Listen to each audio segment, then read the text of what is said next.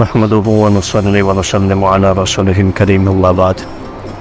أعوذ بالله من الشيطان الرجيم بسم الله الرحمن الرحيم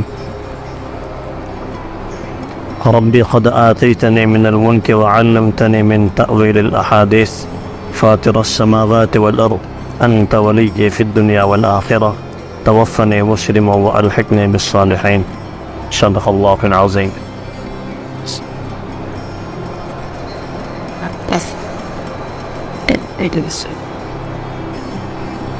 سورہ یوسف کا یہ آخری حصہ ہے. اب سورہ یوسف ختم ہونے جا رہی ہے.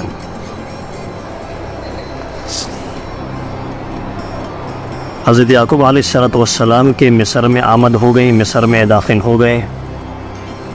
اور حضرت یوسف علیہ السلام نے اپنے والدین کو اپنے تخت پر، اپنی شاہی کرسی کے اوپر ان کو بٹھایا، ان کی تعظیم اور تکریم کے طور پر، اور فرمایا. اس کے بعد پورے خاندان نے، حضرت یعقوب علیہ السلام نے بھی اور ان کے اہلیہ محترمہ نے بھی حضرت یوسف علیہ السلام کے سامنے سجدہ ریز ہو گئے. اس کے بعد یوسف علیہ السلام نے فرمایا کہ میرے والد، یہ میرا وہ خواب ہے جو میں نے پہلے دیکھا تھا. گویا کہ خواب آج سے 40 سال پہلے دیکھا تھا، 40 سال کے بعد اس خواب کی تعبیر اور وہ خواب پورا ہو رہا ہے. بس اس کے بعد انہوں نے اپنی پوری سرگزشت سنائی، اپنی داستان سنائی حضرت یوسف علیہ السلام نے اپنے والد کے سامنے کہ مجھے کن کن حالات کا سامنا کرنا پڑا، اور ہر جگہ انہوں نے اللہ تبارک و تعالیٰ کا شکر ادا کیا، اللہ کا احسان سمجھا کہ اللہ نے اپنے احسان سے، اپنے فضل سے، چاہے جیل سے نکالنا ہو، چاہے کنویں سے نکالنا ہو، چاہے تخت شاہی پر بٹھانا ہو،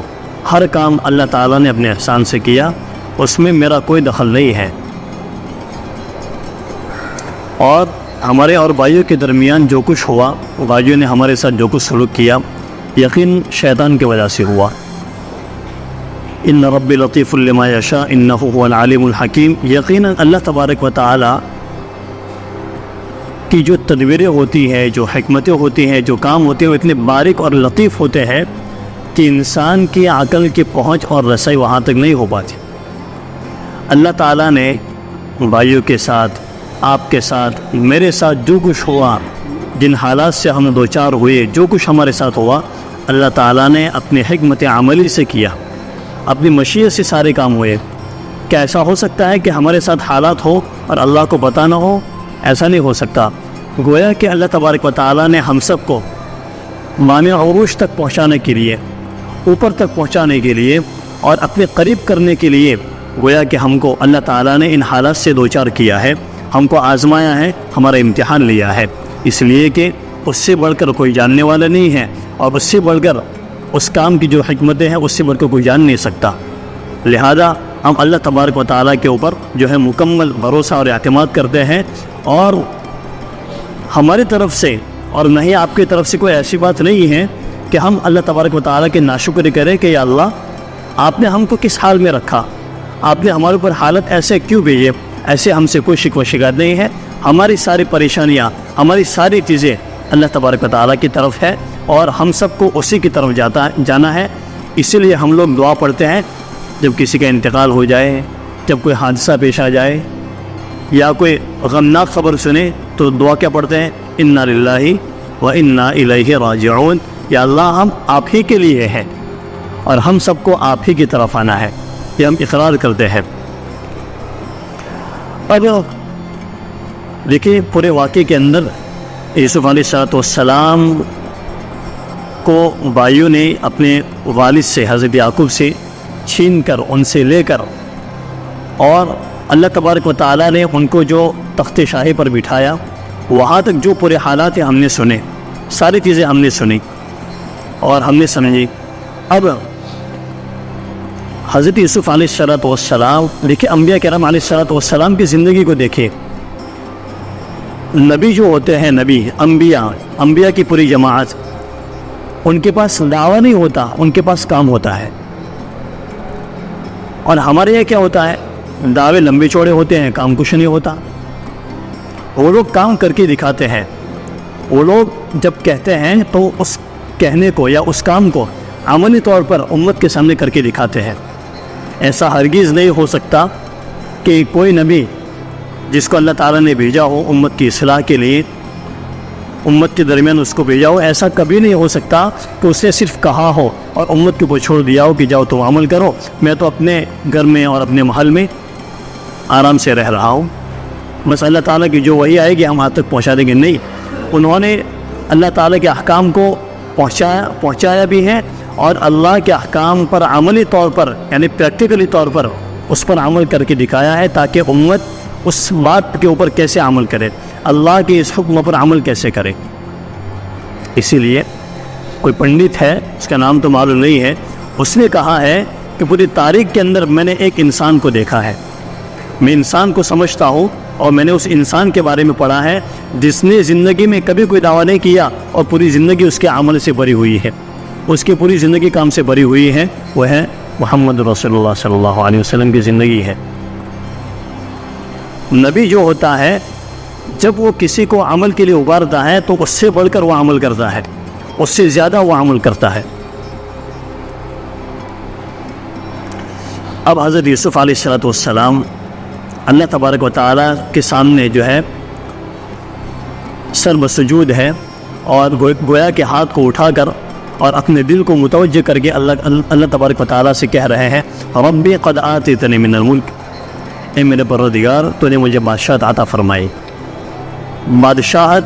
اور جو مجھے وزیر خزانہ بنایا گیا یہ آپ نے مجھے عطا فرمایا، اس میں میرا کوئی کمال نہیں تھا۔